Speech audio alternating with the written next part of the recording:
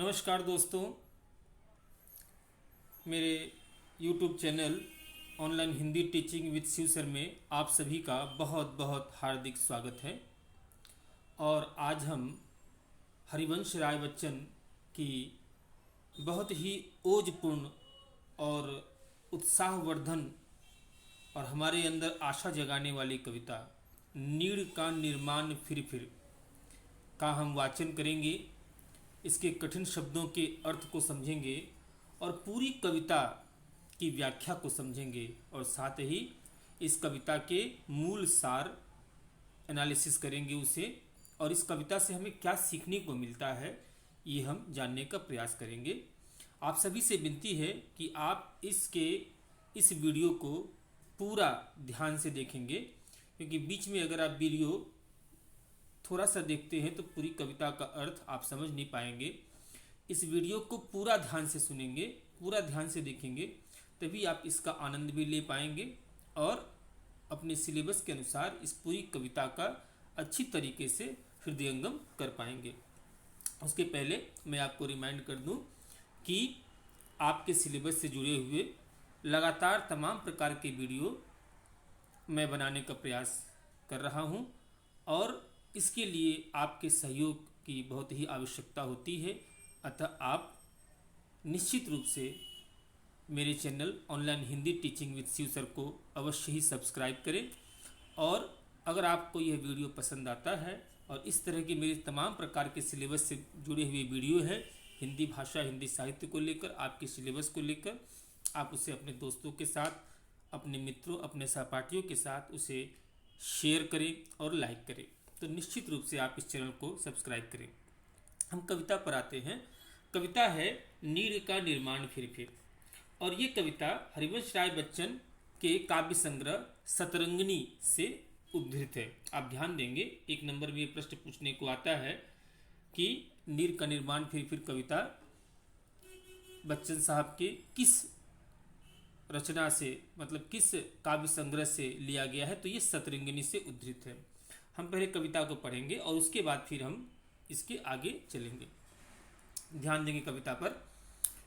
नीड़ का निर्माण फिर नेह का आह्वान फिर नीड़ का निर्माण फिर नेह का आह्वान फिर बह उठी आंधी की नभ में छा गया सहसा अंधेरा धूलि धूसर बादलों ने भूमि को इस भांति घेरा रात सा दिन हो गया फिर रात आई और काली लग रहा था अब न होगा इस निशा का फिर सवेरा रात के उत्पात भय से भीत जन भीत कड़ किंतु प्राची से उषा की मोहिनी मुस्कान फिर नीड़ का निर्माण फिर नेह का आह्वान फिर बह चले झोंके की कांपे भीम का यावान भूधर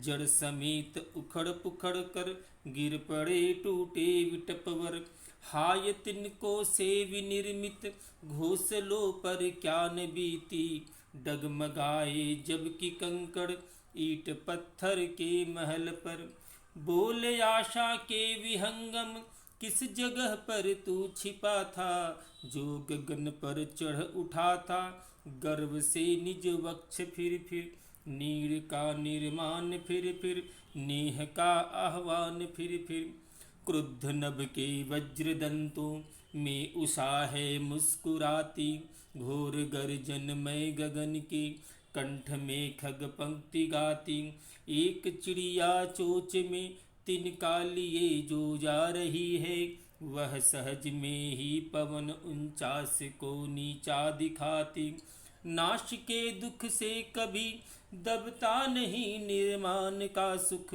नाश के दुख से कभी दबता नहीं निर्माण का सुख प्रलय की निस्तब्धता से सृष्टि का नवगान फिर नीड़ का निर्माण फिर नेह का आह्वान फिर। बहुत ही ओजपूर्ण सुंदर ये कविता बच्चन साहब की है। आइए पहले हम हरिवंश राय बच्चन का जीवन परिचय देखें। किसी भी कविता को जानने से पहले उस कवि के जीवन परिचय को जानना आवश्यक होता है, ताकि हम उस कवि की उस मार्मिकता को समझने में सक्षम होते हैं जिस मार्मिकता के आधार पर वे उनकी रचना धर्मिता आगे तय होती है। हरिवंश राय बच्चन के बारे में आप जानते हैं, सामान्यतः हम ये जानते हैं कि वे अमिताभ बच्चन के पिता हैं। ये हमारी जानकारी के लिए सबसे ज़्यादा अहम बात होती है। लेकिन मैं आपको बता दूं कि हरिवंश राय बच्चन का कद बहुत बड़ा है और वे बहुत बड़े साहित्यकार हैं। आइए उनके बारे में जानते हैं। हरिवंश राय बच्चन हिंदी भाषा के एक कवि और लेखक थे। वे हिंदी कविता के उत्तर छायावाद काल के प्रमुख कवियों में से एक हैं। उनकी सबसे प्रसिद्ध कृति मधुशाला है। भारतीय फिल्म उद्योग के प्रख्यात अभिनेता अमिताभ बच्चन उनके सुपुत्र हैं। उनकी मृत्यु 18 जनवरी 2003 में हुई थी। उन्होंने इलाहाबाद विश्वविद्यालय में अंग्रेजी का अध्यापन किया। बाद में भारत सरकार के विदेश मंत्रालय में हिंदी विशेषज्ञ भी रहे। अनंतर यानी बाद में राज्यसभा के मनोनीत सदस्य रहे। बच्चन साहब की गिनती हिंदी के सर्वाधिक लोकप्रिय कवियों में होती है। उनकी कृति दो चट्टानें को 1968 में हिंदी कविता के साहित्य अकादमी पुरस्कार से सम्मानित किया गया था। यह प्रश्न आपको पूछा भी जाता है। इसी वर्ष उन्हें सोवियत लैंड नेहरू पुरस्कार तथा एफ्रो एशियाई सम्मेलन के कमल पुरस्कार से भी सम्मानित किया गया। बिरला फाउंडेशन ने उनकी आत्मकथा के लिए उन्हें सरस्वती सम्मान दिया था। बच्चन साहब को भारत सरकार द्वारा 1976 में साहित्य एवं शिक्षा के क्षेत्र में पद्म भूषण से सम्मानित किया गया था। ये बच्चन साहब की डाक टिकट जिस पर जारी किया गया था, ये आप ध्यान देंगे, बच्चन साहब की तस्वीर है। अब हम कविता के कठिन शब्दों को अर्थ को देखते हैं, ताकि आपको कविता को समझने में और उसके अर्थ को लिखने में और भाव को समझने में सुविधा होगी। ध्यान देंगे कठिन शब्दों के अर्थ। नीड़ मतलब घोंसला, निर्माण अर्थ बनाना, नेह का मतलब है प्रेम, आह्वान का मतलब है पुकारना या बुलाना, नभ मतलब आकाश, सहसा मतलब अचानक, धूलि धूसर यानी धूल से सना हुआ, धूल लगा हुआ, निशा मतलब रात या रात्रि, उत्पात मतलब आतंक, भीत मतलब डरा हुआ, प्राची मतलब पूर्व दिशा को प्राची बोलते हैं, उषा मतलब प्रातःकालीन यानी सुबह का जो सूर्य होता है उसे उषा कहते हैं, मोहिनी मन को मोहने वाली, भीम अर्थात विशालकाय, काया मतलब शरीर, विटप मतलब पेड़, विनिर्मित अर्थात बना हुआ, विहंगम अर्थात पक्षी, गगन अर्थात आकाश, गर्व अर्थात स्वाभिमान, निज माने अपना, वक्ष माने हृदय, क्रुद्ध माने क्रोधित या गुस्से में, वज्र मतलब कठोर, दंत मतलब दांत, गर्जन में यानी बादलों की गड़गड़ाहट, कंठ मतलब गला, खग मतलब पक्षी, पवन 49 हवा के 49 प्रकार होते हैं।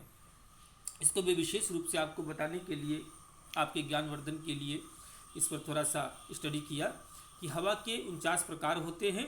स्कंद पुराण में, हमारे वेदों की एक शाखा है स्कंद पुराण, उसमें 7 प्रकार की वायु का वर्णन मिलता है। ये 7 प्रकार कौन से हैं? प्रवह, आवह, उद्धः, संवह, विवह, परिवह और परावह। और इन 7 वायु के 7 गण बताए गए हैं। मतलब हर वायु के 7 प्रकार के गण होते हैं।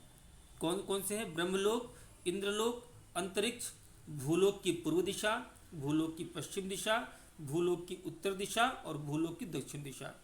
इस तरह हर 7 वायु के 7 गण होते हैं। इस प्रकार कुल 49 मरुत मतलब वायु, इस प्रकार कुल 49 प्रकार के मरुत माने जाते हैं, यानी 49 प्रकार के वायु के देवता माने जाते हैं।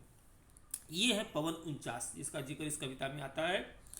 दबता मतलब झुकना, निर्माण मतलब सृजन, प्रलय मतलब संहार, निस्तब्धता मतलब चिर शांति, सृष्टि मतलब नया निर्माण, नवगान मतलब नया गीत या नई शुरुआत। हम अब कविता के अर्थ पर आते हैं।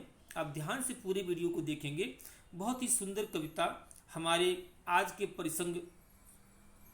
प्रसंग से जुड़ी हुई कविता, कि जब ध्यान देंगे, जब बहुत कोई आंधी आती है, बहुत कोई तूफान आता है या जीवन में कोई बहुत बड़ा दुख आता है, तो अक्सर अधिकतर इंसान उस दुख के कारण अपने आप को हताश महसूस करता है।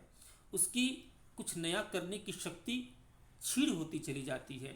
लेकिन कवि एक छोटे से घोंसले और आंधी के रूपक के माध्यम से, यानी उसके प्रतीक को बनाकर उसकी तुलना करके हमें जीवन में नए उत्साह की तरफ अग्रसर करते हैं। कि जैसे नीड़ का मतलब घोंसला होता है, आप जानते हैं कि जब आंधी आती है, बड़ी बड़ी आंधियाँ चलती है, तो छोटे छोटे हजारों लाखों करोड़ों घोंसले पेड़ से टूटकर गिर जाते हैं, लेकिन चिड़िया कभी भी उदास नहीं होती। हर आंधी के बाद वो फिर से नए घोंसले का निर्माण करती है। इसी कविता में शुरुआत में बता रहे हैं कवि कैसे बता रहे हैं, ध्यान देंगे, कविता के अर्थ को अच्छी तरीके से समझने का प्रयास करें। कहते कि नीड़ का निर्माण फिर, नेह का आह्वान फिर, कि चाहे कितनी भी आंधी आ जाए, लेकिन नीड़ अर्थात घोंसले का निर्माण फिर यानी बार बार, जितनी बार हमारे जीवन में दुख आएगा हम उतनी बार नए नए चीज़ों को करने का प्रयास करेंगे। नेह मतलब प्रेम, कि हमारे जीवन में चाहे कितनी भी संघर्ष आ जाए, लेकिन हमारे जीवन का जो मूल तत्व है वो है प्रेम अर्थात नेह। उसका आह्वान मतलब उसको बुलाएंगे, हमारे जीवन में नेह अर्थात प्रेम को हमेशा जागृत करते रहेंगे, चाहे हमारे जीवन में कितना भी दुख आ जाए। बता रहे हैं कि किन परिस्थितियों में आदमी टूट जाता है। कह रहे बह उठी आंधी कि नभ में छा गया सहसा अंधेरा, कि इतनी तेज आंधी आ गई। एक प्रकृति चित्रण के माध्यम से सारी बातों को समझा रहे हैं हरिवंश राय बच्चन जी कवि, कि इतनी तेज आंधी आती है, नभ मतलब आकाश में, कि पूरा अंधेरा छा जाता है। धूल ही धूसर बादलों ने भूमि को इस भांति घेरा, धूल से भरे हुए, धूल से सने हुए, धूल से आतंकित बादलों ने इस भांति पूरी की पूरी धरती को घेर लिया। क्या लग रहा था? लग रहा था कि रात सा दिन हो गया, कि दिन रात के समान लग रहा था। यानी हमारे जीवन में भी जब कोई तकलीफ आती है तो हमें अच्छे पल भी बुरे पल लगने लगते हैं। इसी प्रकार जब आंधी आती है तो दिन भी रात लगने लगता है। क्यों? क्योंकि बादल सूरज को ढक लेते हैं। कवि कह रहे हैं फिर रात आई और काली, यानी और घना कालापन आ गया। लग रहा था अब न होगा इस निशा का फिर सवेरा। निशा मतलब रात, यानी ये जो रात आई आंधी वाली, तूफान वाली, तेज बारिश वाली, लग रहा कि फिर अब सवेरा नहीं होगा, ये पूरा प्रलय ला कर रख देगी, सब कुछ तहस नहस कर देगी। और इसका परिणाम क्या होता है? रात के उत्पात भय से, यानी रात में आंधी का प्रकोप और बढ़ जाता है, क्योंकि रात में कुछ दिखाई नहीं पड़ता, रोशनी नहीं होती, एक दूसरे का चेहरा देखने में सक्षम नहीं होते, तो रात को आंधी का प्रकोप, आप जानते हैं अम्फान आया या बहुत सारे तूफान जब आते हैं, जब रात में आते हैं तो हमारे अंदर डर को और बढ़ा देते हैं। तो इसी प्रकार रात की जब आंधी होती है तो रात के उत्पात भय से, इसके उत्पात से, इसके डर से भीत जन जन भीत कण कण, भीत मतलब डरा हुआ, हर व्यक्ति, हर कण, हर पदार्थ डरा हुआ है। किंतु प्राची से उषा की, लेकिन रात बीत जाने के बाद, प्राची से मतलब पूर्व दिशा से, उषा की, उषा मतलब सुबह में, किंतु प्राची से उषा की मोहिनी मुस्कान फिर, कि चाहे कितनी भी अंधेरी रात हो, कितनी भी आंधी वाली रात हो, कितने भी जीवन में दुख आए, लेकिन अगला सुबह जीवन में अवश्य आता है।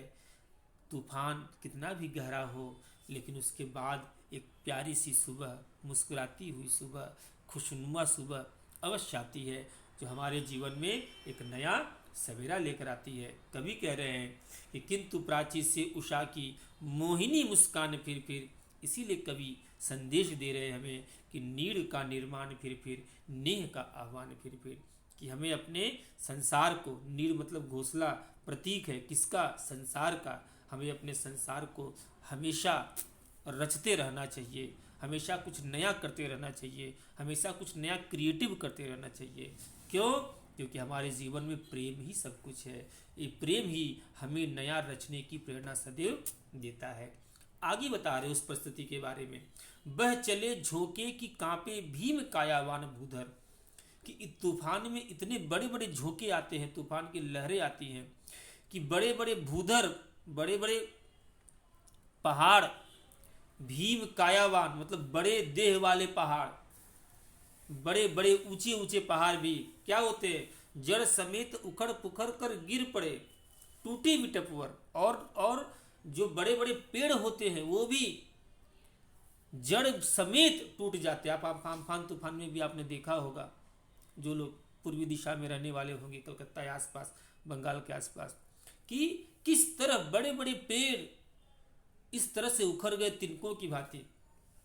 लेकिन उसी बात को आगे बता रहे कि हाय, अफसोस कर रहे कवि, हाय तिनकों से विनिर्मित घोंसलों पर क्या नमित। जब बड़े बड़े पेड़ उखड़ गए तो जो उन पेड़ों पर रहने वाले न जाने कितने सैकड़ों हजारों लाखों घोंसले भी तो रहे होंगे, वो भी तो उखड़ गए होंगे। लेकिन और जब डगमगाए जबकि कंकड़ ईंट पत्थर के महल पर, जब बड़े बड़े ईंट पत्थर के महल धराशायी हो गए तो ये छोटे छोटे घोंसले किस खेत की मूली थे, ये तो पहले उखड़ गए। कवि कह रहे हैं, बोल आशा के विहंगम किस जगह पर तू छिपा था।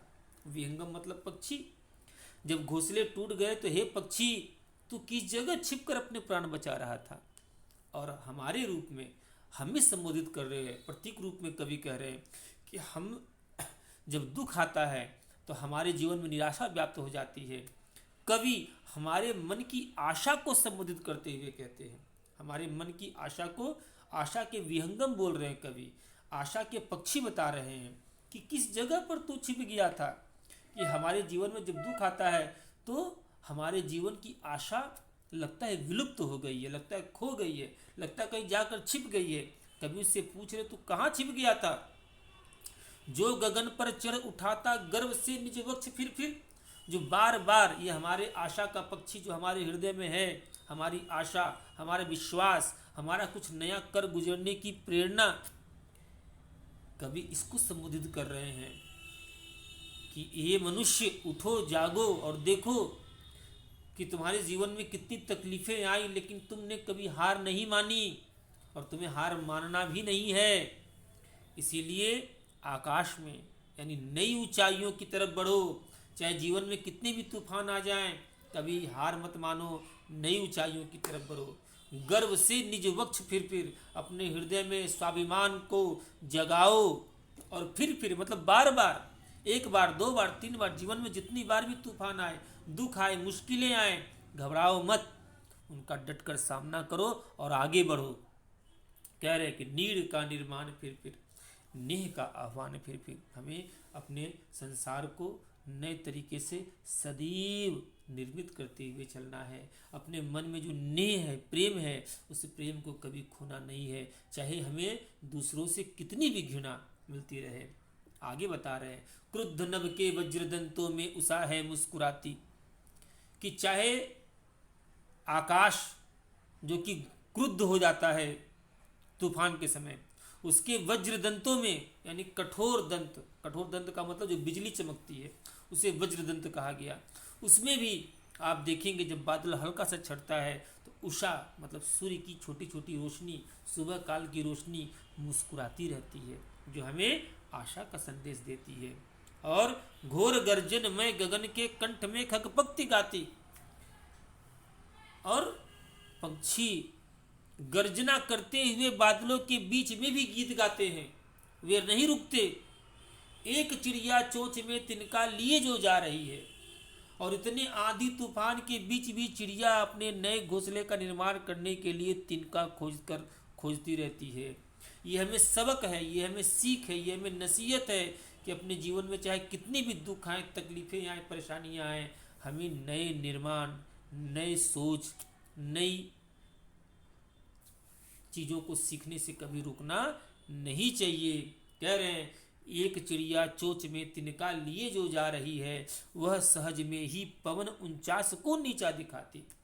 मैंने बताया कि पवन के 49 प्रकार हैं, 7 प्रकार हैं और हर 7 के 7 गढ़ है।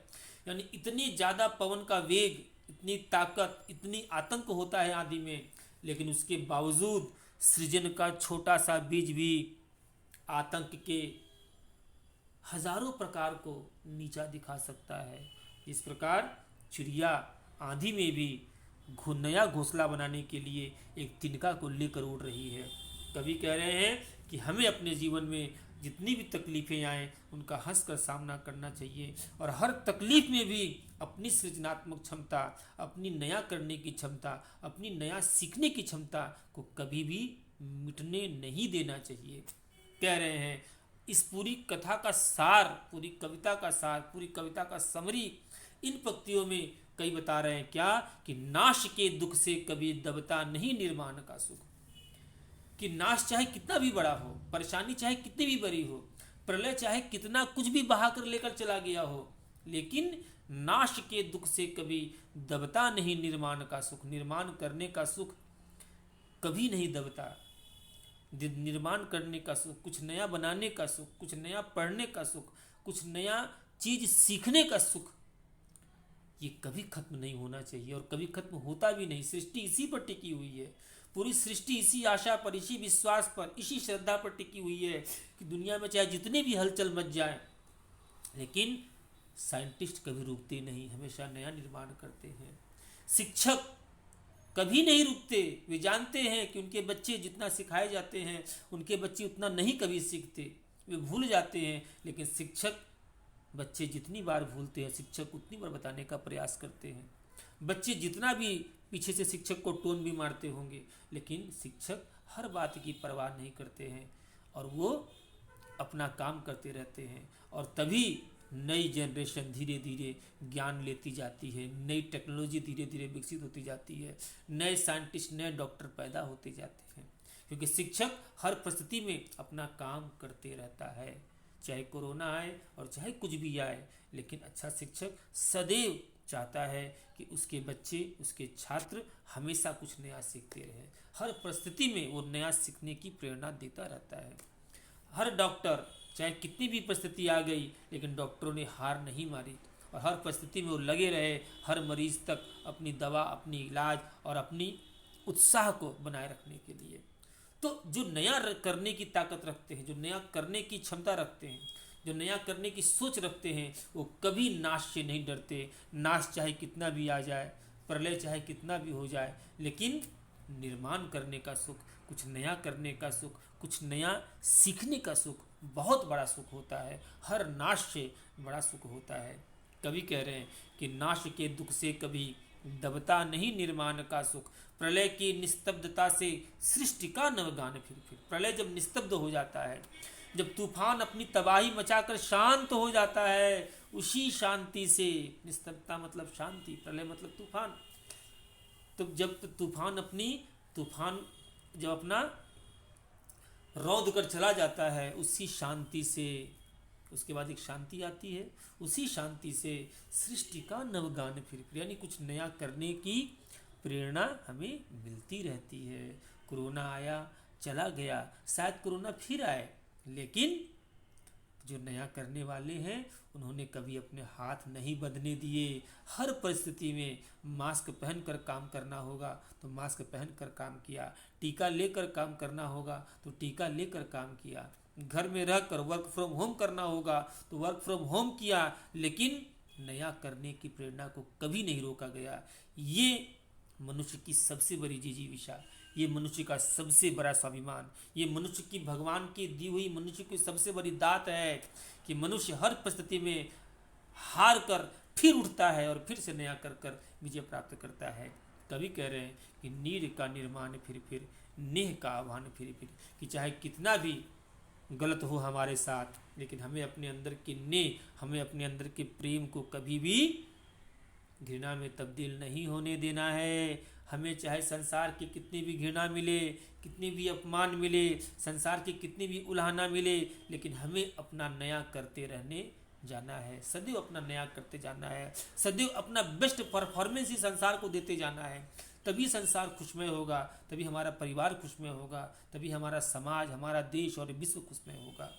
तो इस कथा की ये जो कविता है, कथा तो है नहीं, कविता है, लेकिन ये कविता बहुत बड़ी कथा कहती है। ये हमारे जीवन की कहानी कहती है, ये संसार की कहानी कहती है, ये इस प्रसंग, ये इस वर्तमान परिदृश्य की समस्याओं की कहानी कहती है, और सबसे बड़ी बात, ये मानव की कहानी कहती है, हमारी कहानी कहती है।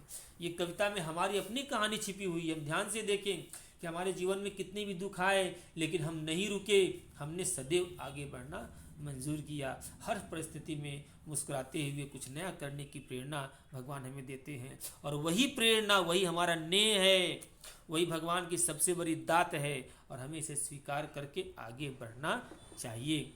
आइए अब इस कविता के जो मूल तथ्य हैं उन पर हम प्रकाश डालेंगे, जिनके कारण ये कविता सचमुच एक बहुत ही महान कविता है। विशेष तथ्य क्या क्या है इस कविता में, और ये आप कह सकते हैं कि ये पूरी कविता का समरी भी है। आप समरी भी इसको लिख सकते हैं कविता के रूप में। क्या क्या है तथ्य हैं, मैं पॉइंट वाइज करके आपको बताने का प्रयास कर रहा हूँ। क्या कि इस कविता में हरिवंश राय बच्चन ने एक सामान्य घोंसले के आंधी में टूटने को प्रतीकात्मक रूप में चित्रित किया। ये प्रतीकात्मक कविता है, जहाँ पर आंधी में एक घोंसले को टूटने के कारण चिड़िया हार नहीं मानती। ये एक प्रतीक है हमारे जीवन में प्रेरणा लेने के लिए। यह कविता संहार के ऊपर प्रेम की विजय गाथा है। कवि के अनुसार अंधकार चाहे कितना भी भयानक क्यों न हो, परंतु प्रकाश सदैव विजयी होता है। इसमें निराशा के ऊपर आशा की जीत दिखाई गई है। वर्तमान परिप्रेक्ष्य में कविता बहुत ही प्रासंगिक है, जब आज कोरोना काल चल रहा है और इस कोरोना काल में तमाम प्रकार की परेशानियां हमारे जीवन में हैं, उसके बावजूद भी हम नया सीखने, नया करने और नया करते रहने की प्रेरणा अपने आप को भी दे रहे हैं, दूसरों को भी दे रहे हैं, खुद को भी संभाल रहे हैं, दूसरों को भी संभाल रहे हैं। तो वर्तमान परिप्रेक्ष्य में यह कविता बहुत ही प्रासंगिक है। आज के भयावह परिवेश में यह कविता हमें यह सिखाती है कि कुछ नया रचने का सुख हर विपदा से महान है। विपदा चाहे कैसी भी हो, लेकिन नया रचने का सुख बहुत बड़ा सुख होता है। हमारे जीवन में चाहे कितने भी दुख क्यों ना आए, परंतु हमें हर परिस्थिति में अपने निर्माण की क्षमता को सदैव बनाए रखना चाहिए।